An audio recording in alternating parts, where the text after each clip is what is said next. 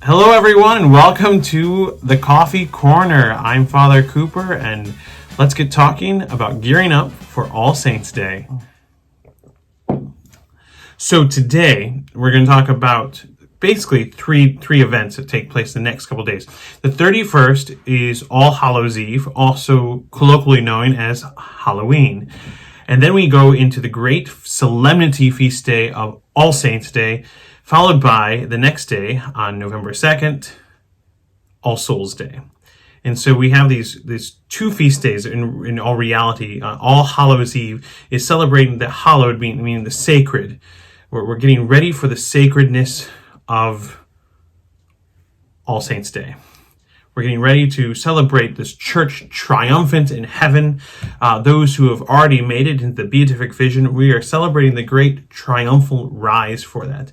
And Halloween was one of those feast days. And if you have ever seen this book called The Catholic All Year Long, it's a fantastic book to kind of keep the liturgical year, the liturgical life in the household just alive. And in there it has on the 31st talking about Halloween as how it started off as a Catholic event. It wasn't about the scary, spooky stuff that we know. My little niece, she's like 3 years old, and she has this idea. It's really stuck into our American mind of that Halloween is supposed to be scary, so she doesn't like it. And in this book, it talks about how it was the Celtics who carved gourds and pumpkins and made those gourds and pumpkins into lanterns to celebrate this anticipation towards All Saints' Day. And then of course it turned into giving out candy and whatnot. And so to really kind of think about it was about a celebration of those who are entering into the great beatific vision. And it talks about in the book too of like how they put up pictures and whatnot. And I thought about, just the people in my life, as we're going towards All Saints and All Souls Day, I think we can think about those together. And so one of the things I like to do is every year, or try to do it every year, is find a new saint to look up. And so sometimes I'll put a link below too, or an attachment, and not necessarily a link, an attachment of a page that'll have all sorts of different saints' names listed on them. And on those saints, and then you can cut it all up. You can print it at home, cut it up, put it in a basket, and pull out a saint. And you just kind of say a little prayer like, "Dear Lord, help me to pick the saint that I'm supposed to have and to get to know over the next course of the year."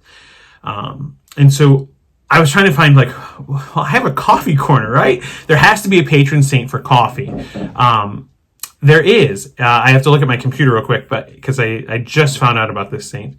It is Saint Drogo of Sebourg, Saint Drogo of Sebourg in France. He is the patron saint of coffee houses. There's a whole list of things that he's a patron saint of. He's the patron saint of coffee houses, coffee, those who own coffee shops. He's a patron saint for those who are treated ill about their looks and whatnot, because he himself, over the course of time, started apparently having issues with his facial features and bodily features just in general.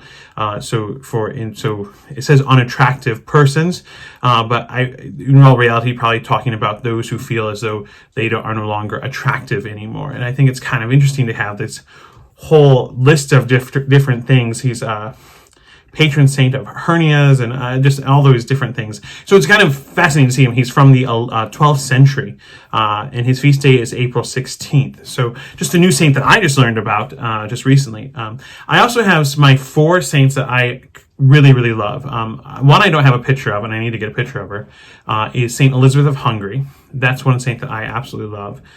Saint Bakita was one that I learned about a year ago. So I have a little statue of Saint Bakita. Well, it's literally a peg doll that someone painted for me, of Saint Bakita.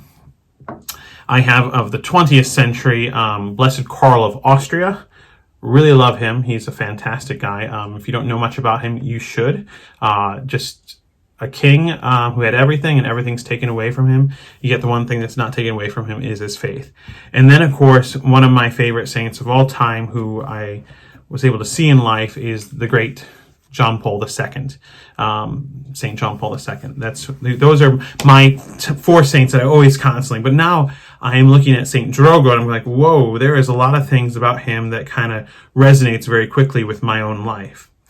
And so as we kind of look at towards all saints, we try to see the church triumphant and seeing that these are the ones that have made it into heaven. They are sitting there in the throne of, not in the throne, but next to the throne of God, praying on our behalf, and we should ask them for our prayers. So maybe there's something that you're struggling with drastically. I never would have thought about, like, one of the things that I struggled with when I was a kid a lot was not feeling like I looked good enough. And so I think it's kind of interesting that they have something that says, like, patron of the unattractive.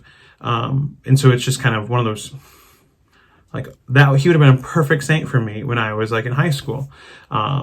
Like, when something that I was struggling with, of just accepting that this is how God made me, and that humanity is beautiful in all its aspects. The other thing too that I think is really kind of powerful to really think about is that when we go from All Saints Day, we go to All Souls Day, and those are we're marking all those who are deceased. They're marked with the sign of faith. They're not canonized. They might be in heaven. And it's our hope and our prayer that they have ascended into the beatific vision. And I think all the time about those who have gone before me, marked with the sign of faith, that have lived. And one of my favorite gifts that one of my cousins gave me was this collage of my family members. And it has my godfather down here. There's my grandfather up here talking to my cousin Matthew. My mom. My beautiful mom right there, before she had all her children gave her that beautiful gray hair that she has now. But she was a redhead. There's proof right there. And then, just my grandparents, and when they were young and married couple. And then I have no idea who this is. So Mom, if you're watching, it'd be good to know who this one is. But I'll pray for that one too, whoever she is. She's a relative. And then my grandparents on their wedding day. Just kind of really wonderful to just kind of look about. My grandmother's still alive. She's 95. Happy birthday, Grandma. A month late, but love you anyway. Love you still. Not anyways, but I love you always. And another one of my other favorite pictures is from my graduation in 2003 from high school, is with my grandfather, my Grandpa Coop.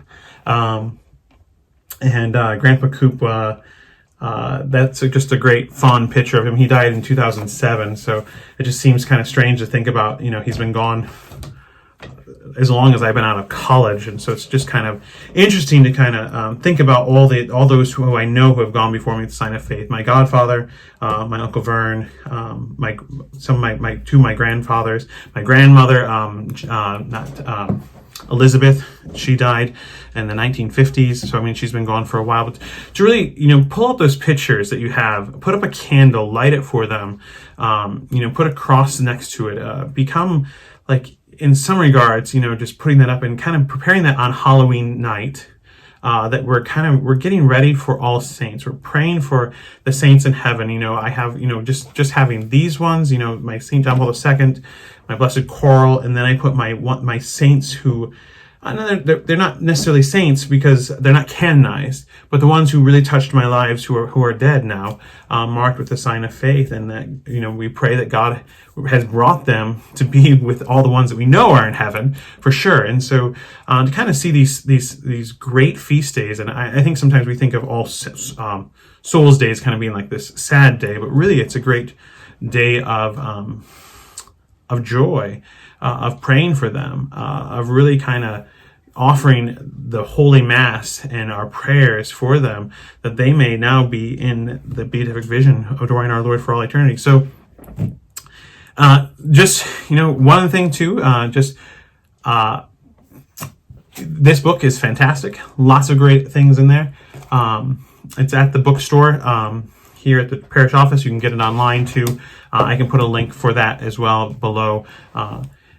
But to find those saints in heaven that resonate with us too. So I will have that attachment below. We'll have all the different lists of different saints. That'll be one page. You can print it off home. There'll be saints that you do know, and there'll be saints that you don't know in that list too. Some of them will be modern, and some of them will be part of the ancient history of the church too. But all of them are fantastic, and to kind of read about, even for me, Saint Drogo, who I think I'm just going to pick as my saint for the year. Saint Drogo, who is the patron saint of coffee. And who would have thought we'd have a patron saint of coffee? So I did not expect that at all. So it's been a great day for me of learning. I learned about a new friend in heaven who I hope will pray for me and help me to be a better priest. And just have a great day, everybody. So that's all for today. I hope you have a fantastic All Saints Day. Hopefully you've carved a pumpkin and put it out by the front step, and just enjoy the festivities of the next few days of enjoying the All Hallows Eve, going into the great solemnity of All Saints, followed by that of praying for all souls. And so I just say, have a great day. Blessed. Love you all. And have a great cup of coffee. Peace. Bye.